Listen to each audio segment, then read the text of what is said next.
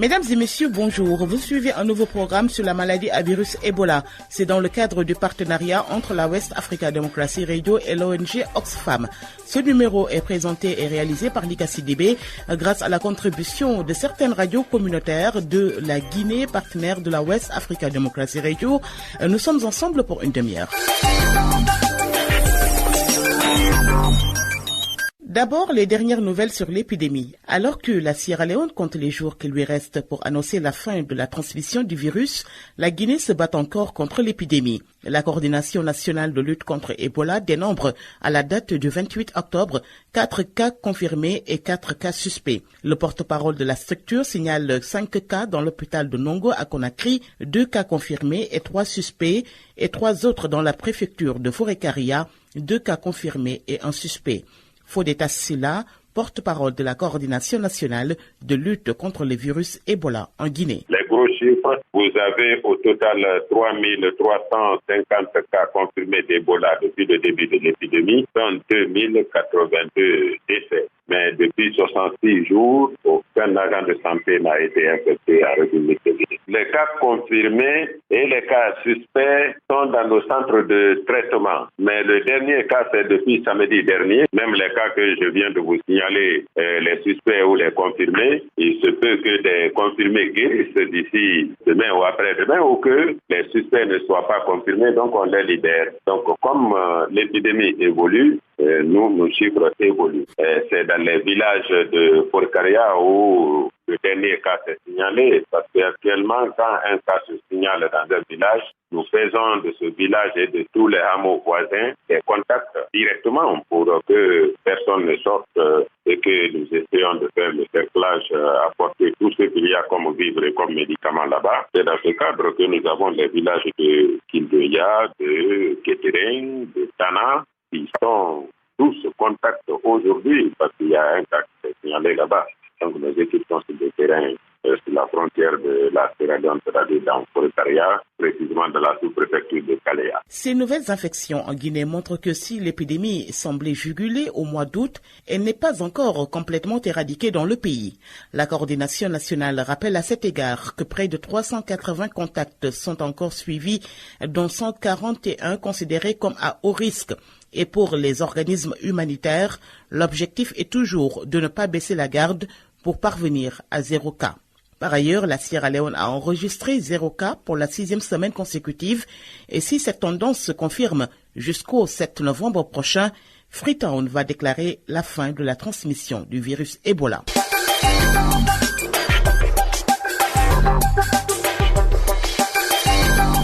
Le virus Ebola sévit depuis fin 2013 en Guinée. Plusieurs préfectures du pays ont été touchées par l'épidémie. La région administrative de l'Abé n'a pas fait l'exception. Dès l'apparition du virus dans la région, des dispositions urgentes ont été prises par les autorités sanitaires à tous les niveaux. Les partenaires techniques et financiers s'activent depuis sur le terrain pour son éradication. Des cas de décès, des personnes guéries et contacts ont été enregistrés. Nous en parlons avec Boubacar Timbo Diallo de la radio GPP FM à l'Abé, partenaire de la WADR. La fièvre Ebola, il y a plusieurs sérotypes et le sérotype qui a été découvert au Zaïre se trouve être le plus méchant. Malheureusement, c'est ce sérotype qui se retrouve aujourd'hui en République du Guinée. Le premier cas du virus Ebola a été enregistré dans la région administrative de l'Abé le 17 décembre 2014. Après l'Abé, le virus se propage dans les préfectures de Tougué et Mali. Depuis l'annonce de l'épidémie, les partenaires techniques ont érigé domicile la région administrative de l'Abé. Dr Abdoulaye Tounkourma Baldé est le chef section prévention et lutte contre la maladie à la direction régionale de la santé. L'appui technique et financier des partenaires qui, depuis l'avènement d'Ebola dans notre pays et singulièrement dans notre région, pour nous appuyer dans le cadre des investigations, des prélèvements, des formations et de transport des différents échantillons. Près de 10 décès ont été enregistrés dans l'ensemble de la région. Des personnes malades et contacts également enregistrée. Cette femme malade est amenée au centre de traitement de Conakry. Elle a la chance de recouvrer sa santé. Ce fut pour elle d'ailleurs une véritable satisfaction. On est allé se soigner et revenir. On demande à toutes les personnes malades d'Ebola de se rendre au centre de traitement. Des centaines de personnes ont été mises en quarantaine. Au terme des 21 jours d'observation dans le village de Sambayabé, c'était de la délivrance. Après la levée de cette quarantaine, je me sens encore réjoui et grand. Et je sens que tous les villageois sont aujourd'hui grands. Ils sont grands par la patience, ils sont grands par le résultat, sans aucune pression de l'armée ou pression de la police ou autre chose. Dans la région administrative de l'Abbé, surtout dans les localités touchées par le virus Ebola, selon les autorités sanitaires, aucun cas de stigmatisation ne leur a été remonté. Une particularité. Dans notre région, il y a eu une particularité. Il n'y a eu aucune stigmatisation par rapport aux malades guéris d'Ebola. Du 25 au 26 février 2015, une réunion transfrontalière s'est tenue à l'Abbé. Au centre des échanges, la riposte contre le virus Ebola. La dite réunion a regroupé les équipes techniques de la Guinée, du Sénégal et du Mali, mais également de l'OMS. Au sortir de la rencontre de 2 jours, des recommandations, entre autres, ont été faites. Il s'agit de renforcer la surveillance des gares routières et des frontières terrestres, renforcer les ressources humaines au niveau des frontières, mettre en place des dispositifs à miroir de la surveillance transfrontalière avec l'utilisation d'outils harmonisés au point d'entrée et de sortie. À l'époque, les frontières sénégalaises étaient fermées aux Guinéens. Quelques semaines après, le Sénégal rouvre ses frontières à la Guinée. Mais depuis, les Guinéens qui s'y rendent subissent une rigueur, surtout au niveau des frontières, comme nous l'explique ici ce chauffeur l'Abbé Sénégal. Depuis l'ouverture des frontières, les Sénégalais n'ont aucun respect pour nous à cause d'Ebola. Au niveau de l'opération de lavage des mains, ils se fichent de nous. Depuis le mois d'avril 2015, aucun cas de malade d'Ebola n'est enregistré dans la région administrative de l'Abbé. Dr Abdoulaye Tunkourouma Baldé de la direction régionale de la santé précise. Aujourd'hui, le niveau de l'épidémie d'Ebola au niveau de la région de l'Abbé, c'est le niveau de l'épidémie qu'il y a dans le pays. Mais singulièrement au niveau de la région de l'Abbé, le dernier cas remonte d'avril 2015. Dans la riposte contre le virus, la cellule de coordination a doté les structures sanitaires de la région en intrants. En ce qui concerne la logistique, nous avons les intrants, nous avons les médicaments, nous avons des consommables comme le chlore, les gants, le gel hydroalcoolique, les glacières pour le transport des échantillons après prélèvement. À ces intrants aussi s'ajoute la logistique roulante. Par rapport à la logistique roulante, les services et les structures sanitaires à travers cette épidémie ont été dotés en moto, des véhicules au niveau de tous les districts sanitaires de la région. Il y a au moins 3 véhicules par district sanitaire. L'heure est désormais à la surveillance de l'épidémie et à l'intensification de la sensibilisation des populations. La principale activité, c'est l'activité de surveillance. Parce que sans surveillance, on ne peut pas notifier, on ne peut pas détecter. Donc notre arme principale, c'est la surveillance, la sensibilisation. Dans cette surveillance et sensibilisation, il faut le signaler, les populations de l'Abbé ont baissé la garde. Les kits de lavage des mains qui étaient installés dans tous les lieux publics, administrations publiques et privées et même dans les concessions privées n'existent plus de nos jours. Depuis le début de l'épidémie à virus Ebola, la Guinée a enregistré selon la cellule de coordination de riposte contre Ebola 3347 cas confirmés, dont 2082 décès. Boubacar Timbo Diallo, GPPFM l'Abbé pour la West Africa Démocratie Radio.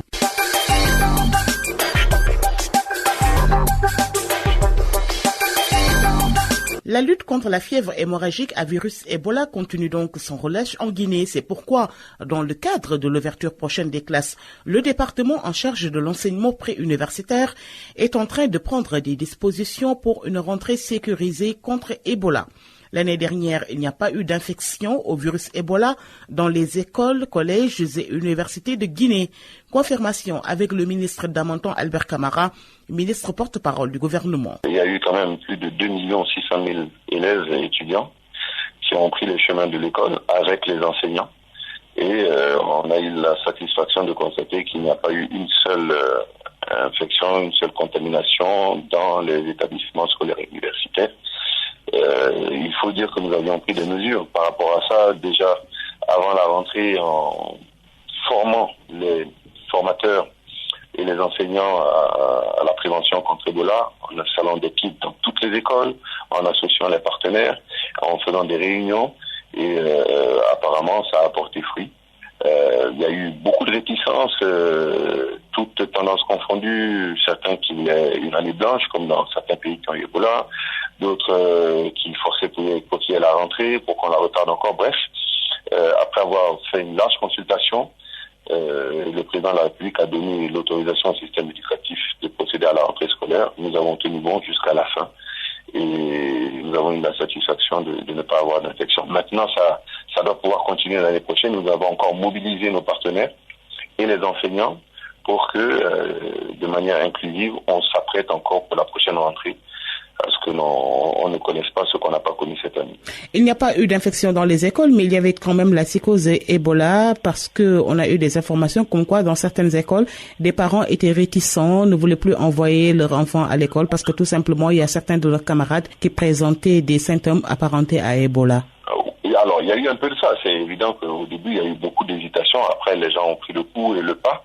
Mais c'est vrai qu'au début il y a eu beaucoup d'hésitations. Malheureusement, certaines de ces hésitations ont été tout simplement entretenues par un certain nombre de personnes irresponsables qui venaient dans les écoles, criaient Ebola, des femmes venaient sauter la clôture, faire sortir leurs enfants qui ont Ebola. Bon, on a apparenté cela à une sorte de tentative de sabotage, de déstabilisation. Heureusement, ça n'a pas duré longtemps. Des personnes ont été interpellées et mises en garde.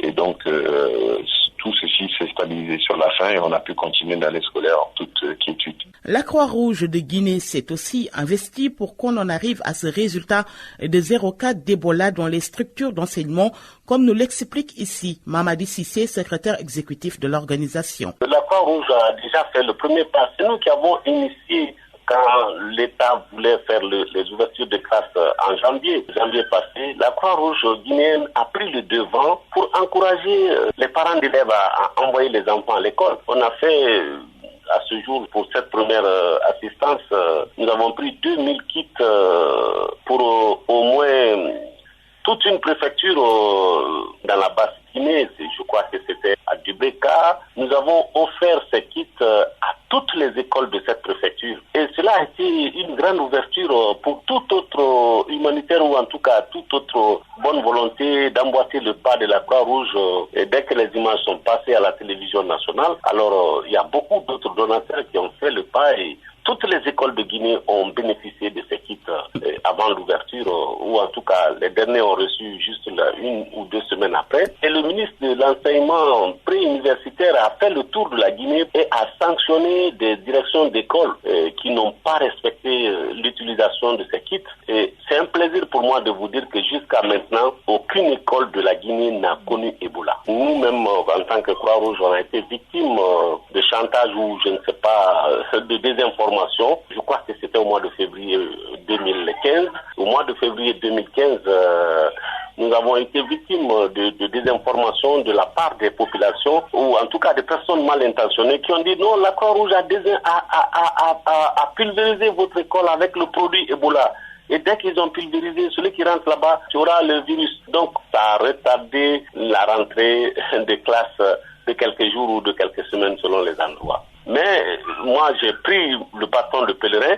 Je suis passé par vous, la presse, pour dire à tout le monde la Croix-Rouge n'a jamais désinfecté dans une école en République de Guinée. Parce que le besoin n'a jamais été manifeste. Et nous, on ne se déploie pas de nous-mêmes. On nous invite à venir faire une activité.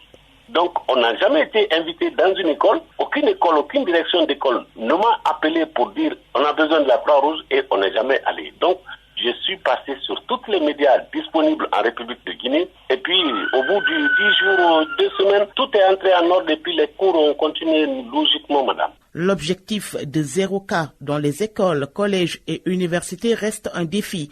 À Cancan, un chef-lieu de région, des dispositions sont décentralisées à toutes les structures de l'éducation.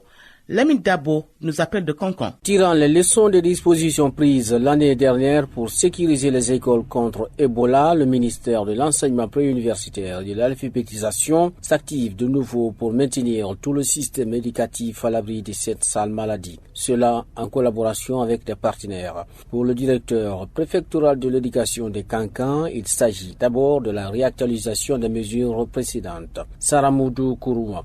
on ne fait qu'actualiser les dispositions qui sont prises depuis l'année dernière. Parce qu'en rapport avec les partenaires de terrain, les institutions internationales, notre département avait pris toutes les dispositions pour sécuriser les écoles privées, publiques, secondaires, élémentaires, professionnelles, universités à tous les niveaux. Autrement dit, tous les centres d'établissement ont été ciblés en rapport donc avec ces institutions comme l'UNICEF, comme tout autre service et même des organisations de bonne volonté ont contribué à la protection de nos écoles vis-à-vis de cette maladie Ebola. C'est ainsi qu'on a bénéficié des dons en matière de kits de prévention sanitaire. Il y a eu des seaux de 100 litres, des seaux de 25 litres, on a eu des tabourets, on a eu du savon, on a eu du chlore, tout ce qu'il fallait nécessairement mettre sur pied pour que nous soyons préservés de cette maladie. Et cette année, quand il a été question de la reprise des classes, nous avons d'abord eu la première étape de pré-rentrée scolaire. À cette occasion, on a rappelé à la mémoire de tous les encadreurs administratifs, pédagogiques et de tous les partenaires du terrain, parce que même les gens qui venaient faire la vente à la sauvette au niveau de nos établissements ont été concernés et chacun a été formé à sa façon. Et tous les cadres de l'éducation ont été formés pour que les dispositifs de sécurité là soient répercutés au niveau même de tous les autres partenaires qui ne sont pas des acteurs du système éducatif. En plus de cette formation des acteurs, les encadreurs à tous les niveaux ont été instruits d'évaluer le besoin des écoles en matériel de prévention. Saramoudou Kourouma. On a demandé à nos encadreurs à tous les niveaux d'exprimer les besoins maintenant là, parce que l'année dernière ils ont eu du savon. Par exemple cette année la quantité reçue, la quantité utilisée, la quantité disponible, le besoin. Toutes les écoles ont exprimé ces besoins et au jour d'aujourd'hui ils sont tous ravitaillés en fonction de leurs besoins, ou en thermoflash, ou en chlore, ou en savon. De toute façon, des kits qu'il faut nécessairement pour que, franchement, nous réussissons une ouverture réussie et sécurisée. Donc, sur ce plan, réellement, Dieu merci, au jour d'aujourd'hui, Cancan est au top. Le proviseur du lycée 3 avril de Cancan, un des grands lycées de la ville, confirme cette déclaration du DPE et dit avoir obtenu des matériels suffisants pour son établissement. Moussa Guilavogui. Pas plus tard qu'hier, nous avons tenu une réunion avec monsieur le DPE qui a confirmé d'ailleurs l'arrivée de tous les besoins que nous avons exprimés. Parce qu'en fin d'année, le département avait envoyé une fiche qu'on devrait renseigner et le nombre de kits qu'on a reçus, le nombre de matériels gâtés et ce qui existe. Et en fonction de cela, il fallait qu'on exprime nos besoins. Les besoins qui ont été exprimés en fin d'année ont été couverts, satisfaits. Hier, on nous a dit, et ce matin, nous sommes même passés, retirer nos cartons de savon et nos thermoflash. En réalité, les dispositions prises, le matériel n'a pas été tout à fait endommagé. J'avais reçu pour le lycée 3 avril 23 thermoflash.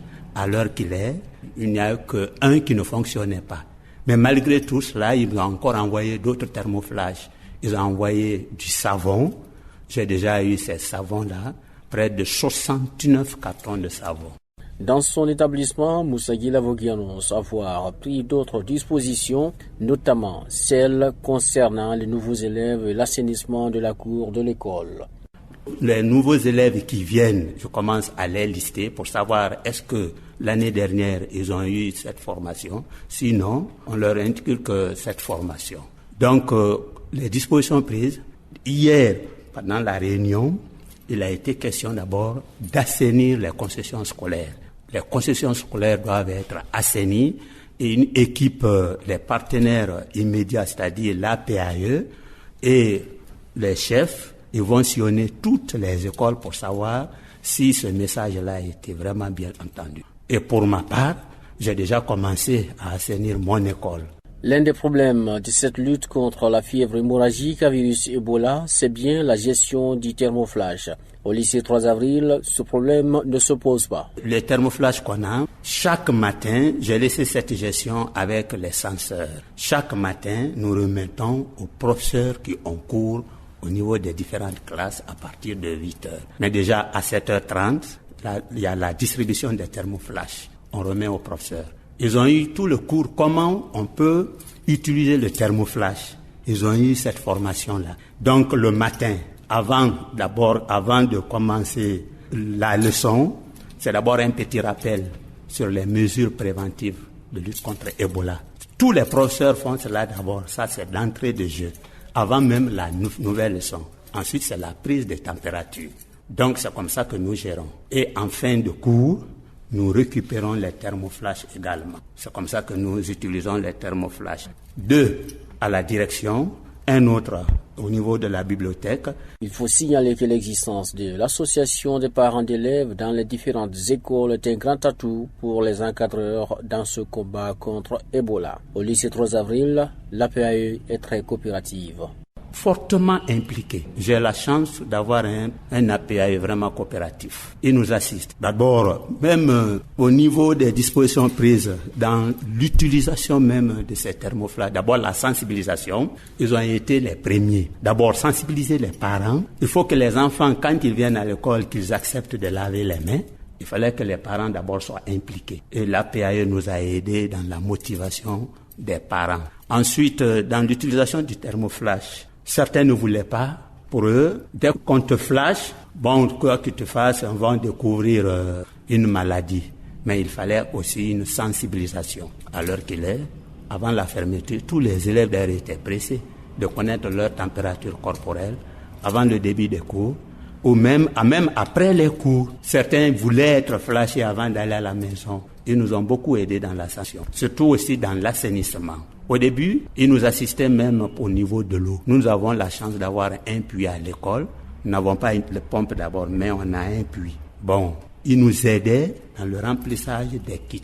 Finalement, nous avons mis une équipe en place. Pour bien jouer leur rôle d'appui dans cette prévention contre Ebola, les membres de l'APAE ont suivi des formations au même titre que les enseignants. Sori Keita est le vice-président de l'APAE du lycée 3 avril. Nous avons déjà pris les dispositions. Qui dit disposition, ça vient d'abord la propriété de l'école. Nous avons enseigné notre école. L'école est propre à l'heure là. Les autres dispositions, comme les anciens kits sont là, nous sommes en train de voir ceux qui sont gâtés, comment les réparer pour préparer la future rentrée. Et le gouvernement nous a envoyé la dotation en savon pour permettre aux élèves d'étudier dans la propriété, dans la santé. Chaque matin, nous venons voir à l'école, s'entretenir avec le proviseur du lycée et leur promulguer quelques conseils vis-à-vis des dispositions à prendre pour une bonne ouverture. Vraiment, dans ces quelques mots-là, je dirais que nous sommes fin prêts pour l'ouverture le 9. Pour cette année-là, on n'a pas eu de formation, mais l'année passée, tout le monde a été formé. Les professeurs, quelques membres de l'APAE, nous avons tous suivi de la formation, comment lutter contre ce virus Ebola. Mais pour cette année, on n'a pas suivi de la formation. Les notions de base sont déjà acquises, il ne sera que réviser maintenant, puisque nous sommes tous rodés dans ce sens-là. Puisque nous avons passé une année entière à enseigner cette notion. Donc, ça, c'est la révision maintenant. Inutile de reprendre les choses là. En tout cas, tout semble prêt ici à Cancan pour une entrée des classes sans Ebola. Cette entrée prévue pour le 9 novembre 2015. Dans nos prochains numéros, d'autres aspects dans la lutte contre le virus Ebola en Guinée, avec des interviews, dossiers et reportages réalisés par les radios partenaires de la WEDR en Guinée.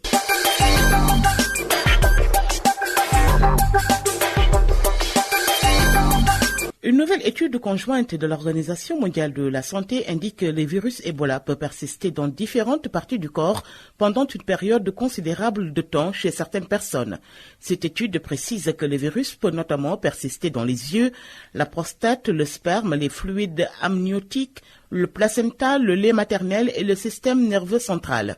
Elle indique aussi que le virus peut survivre dans le sperme bien plus longtemps qu'il n'avait été précédemment supposé, mais que le risque d'être infecté par des survivants est extrêmement faible. Le docteur Nathalie Broutet a co-rédigé cette étude. Elle précise que le virus peut survivre jusqu'à 9 mois dans le sperme. Elle recommande une abstinence sexuelle ou l'emploi de préservatifs pendant les 3 mois suivant l'apparition des premiers symptômes. Il s'agit d'une étude donc pour étudier la persistance du virus Ebola dans le sperme des hommes survivants Ebola. Donc, pour étudier cette question, on a fait un recrutement de 100 hommes qui étaient survivants, c'est-à-dire qui avaient été testés négatifs, qui étaient sortis des centres de traitement et qui étaient en période de convalescence. Et on leur a demandé de produire du sperme pour qu'on puisse analyser. Donc l'étude que l'on présente là dans le New England Journal of Medicine, c'est le résultat de l'analyse de ces spermes quand ces survivants sont entrés à l'étude.